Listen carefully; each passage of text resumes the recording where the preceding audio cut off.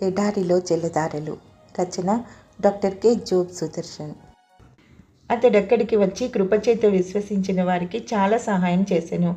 అపోస్తల కార్యములు 18:27. అపోల్లో శిష్యునికి తగిన మనసు గలవాడు. ఎఫెసు ఊరిలోని సంఘానికి సువార్త అంటే మక్కువ. పౌలును తమతో ఇంకా కొంతకాలం ఉండమని బ్రతిమాలరు. 18:20. అకుల ప్రిస్కిల్లాలను తమలోకి ఆహ్వానించారు. 19వ. యేసును ఆయన మార్గాన్ని బోధించమని అపోల్లోను అడిగారు. అప్పటికింక సువార్తకు వ్యతిరేకత ఆ ఊళ్ళో మొదలు కాలేదు. అపోల్లో వారి ఉపదేశం మూలంగా అపోల్లో బాప్టిజం, పరిశుద్ధాత్మవరం పొందిన విషయం లూకా ప్రస్తావించలేదు. అయితే ఇవి తప్పక జరిగే ఉంటాయి. పెంతెకొస్తుకు ముందటి యోహాను బాప్టిజం పొందిన వారు క్రైస్తవ బాప్టిజం మళ్ళీ తీసుకోవాలి. 19వ.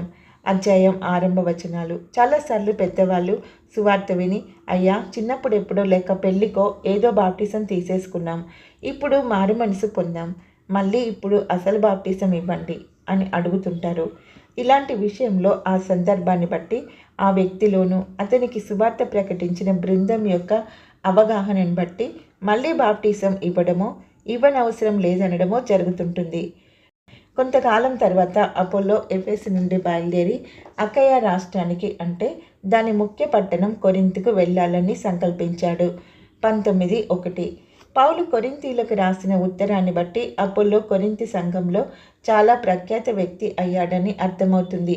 కొరింథీ మొదటి పత్రిక 1:12. అంతేగాక ఎఫెసు సంఘానికి కొరింథీ సంఘానికి రాకపోకలు చక్కని అనుబంధం ఉన్నట్టు ఉంది. కొరింథీ మొదటి పత్రిక 16:19. అకుల ప్రిస్కిల్లా ఎఫెసులో స్థిరపడక ముందు 18:18 కొరింథీలో ఉన్నారు.